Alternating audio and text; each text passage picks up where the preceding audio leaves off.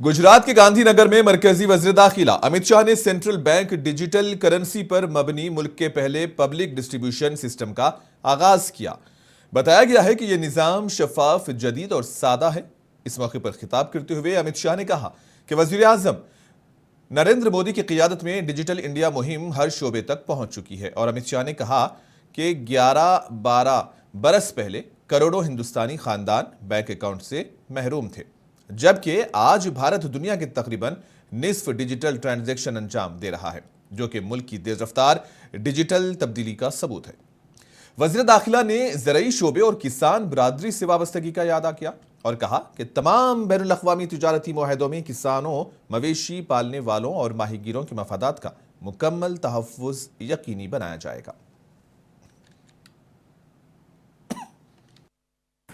आज digital India का extension एक प्रकार से नरेंद्र मोदी जी की प्रेरणा से खाद्य और आपूर्ति की व्यवस्था तक पहुंच रहा है। मित्रों, डिजिटल इंडिया जब मैं शब्द प्रयोग करता हूं और 11 साल पीछे देखकर मुड़कर देखते हैं तो इस देश में हम कल्पना नहीं कर सकते। आज तो 60 करोड़ लोग ऐसे थे जिनके परिवार में एक भी बैंक अकाउंट नहीं था। आप कल्पना कर सकते हैं, 60 करोड़ लोग ऐसे थे जिनके घर में, पूरे परिवार में एक भी बैंक अकाउंट नहीं था। और आज यही भारत 11-12 सालों के बाद नरेंद्र मोदी जी के नेतृत्व में दुनिया के आधे डिजिटल ट्रांजैक्शन भारत में हो रहे हैं। इसका मतलब है दुनिया में 2 डिजिटल ट्रांजैक्शन होते हैं तो उसमें से एक भारत में होता है। मजलिस के हेडक्वार्टर दारुस्सलाम में कल रात पार्टी के क़याम के 68 साल की तकमील पर यौम दारुस्सलाम के उन्वान से अज़ीमुश्शान पैमाने पर जलसे-आम का इनेकाद किया गया।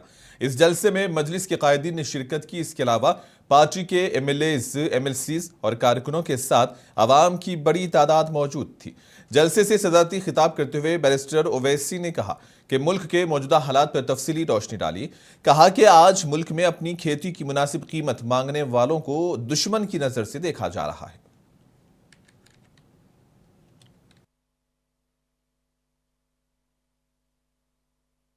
क्योंकि भारत में जो ख्वाब हमारे बुजुर्गों ने देखा था कि किसान खुशहाल रहेगा, नौजवान अपने मुस्तकबिल के लिए फिक्रमंद नहीं रहेगा, गरीबी का खात्मा होगा, भारत की दौलत सब में बांटी जाएगी, सिर्फ 10% लोगों के पास 80% दौलत नहीं रहेगी। हमारे बुजुर्गों ने ख्वाब देखा था कि हर एक की इबादतगाह आबाद रहेगी। हमारे बुजुर्गों ने ख्वाब देखा था कि अगर मंदिर में घंटे बजेंगे और ईसाइयों के गिरजाघरों में अगर वहां पर भी घंटे बजेंगे तो मस्जिदों से हय्या अल सलाह और हय्या अल फलाह की भी आवाजें आने चाहिए। ऐसे भारत का ख्वाब हमारे बुजुर्गों ने देखा था, मगर आज हम देख रहे हैं कि एक आइडियोलॉजी का पूरे भारत पर मुसल्लत करना चाहती है, जो भारत के इंक्लूसिविज्म, प्लुरलिज्म और डाइवर्सिटी के खिलाफ है। बल्कि भारत के आईन की जो तमहीद है, प्रियम्बल है, उसमें क्या लिखा बाबा साहब अम्बेडकर ने, liberty of thought, belief and expression, उसके खिलाफ आज सब कुछ हो रहा है। दफा 25 के तहत हमको आजादी दी गई, मजहबी आजादी। इस देश का कोई मजहब नहीं है।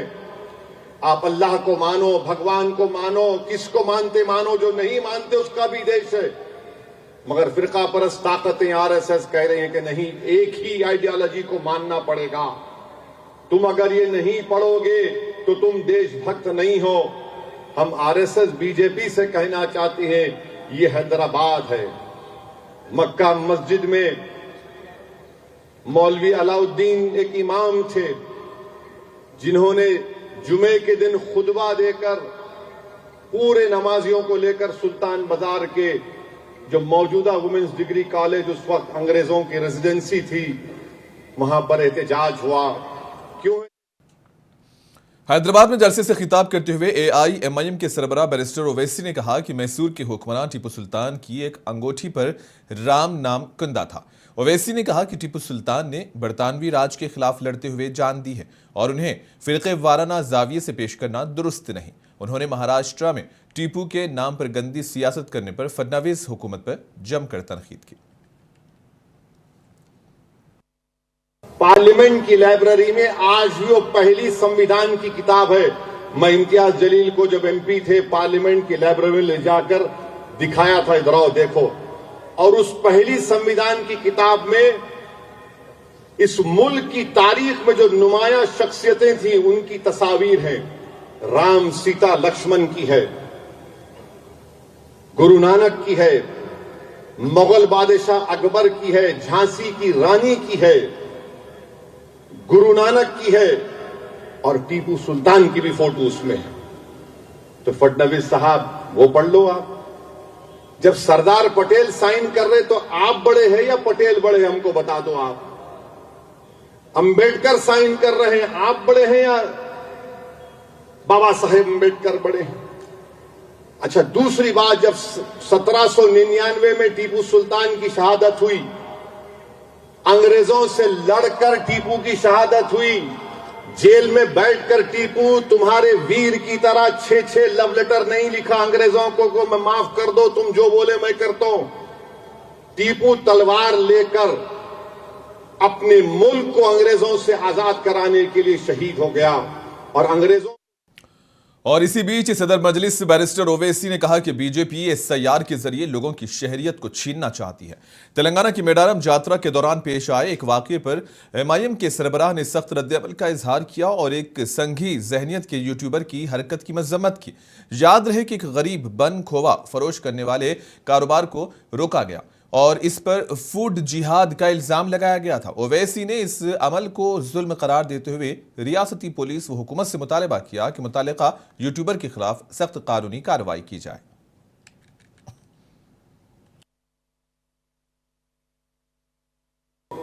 एसआईआर होने वाला है, बिहार में हो गया, अब तेलंगाना में होगा और उसके बाद महाराष्ट्र में होगा। मैं हमारे तमाम अराकीन बल्दिया, महाराष्ट्र के सदर और जिम्मेदारों से अपील कर रहा हूं, तेलंगाना की आवाम से अपील कर रहा हूं कि एसआईआर जब होगा एक एक जेन्युइन नाम पूरा हमारा आना चाहिए। और याद रखिए, अगर आप अपने नाम को डलवाने में कोशिशें नहीं करेंगे, मजलिस रहबरी करेगी इंशाअल्लाह तेलंगाना में और महाराष्ट्र में भी, तो बीजेपी ये चाहती है कि एनपीआर एनआरसी के जरिए शहरियत ली जा सकती है। बीजेपी एसआईआर के जरिए शहरियत छीनना चाहती है। अगर नाम नहीं आया तो प्रूफ करो तुम भारत के हो या नहीं हो। महाराष्ट्र के मुंबई का केस है, सुप्रीम कोर्ट का केस है, कहता है कि इलेक्शन कमीशन को ये अख्तियार नहीं है कि आप किसी की सिटीजनशिप या शहरियत को साबित करें, मगर बीजेपी एसआईआर ईसीआई से कराकर ये कोशिश करना चाहती है। तो हमको पूरी मुस्तैदी के साथ और इत्तेहाद के साथ हमको अपने नामों का इंदराज करवाना है।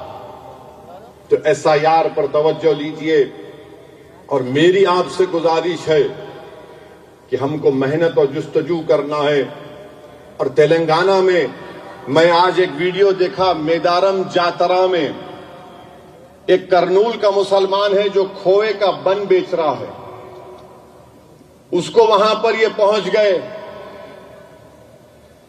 ये संघ परिवार के लोग और बोल रहे नहीं, तू खोए का बन बेच रहा है मगर तू फूड जिहाद कर रहा है। कौन है भाई ये लोग? तेलंगाना में मेडारम जातरा में वो तो सब लोग आते उसमें, और इन्हों कौन होते कानून को अपने हाथ में लेने? ये कौन है यूट्यूबर जो एक मुसलमान को बदनाम करना चाहते हैं? हम तेलंगाना की पुलिस से कहते हैं, याद रखिए ये एक वाकया नहीं, अगर ऐसा होगा तो फिर आप रोड जालिमों के हवाले कर रहे हैं।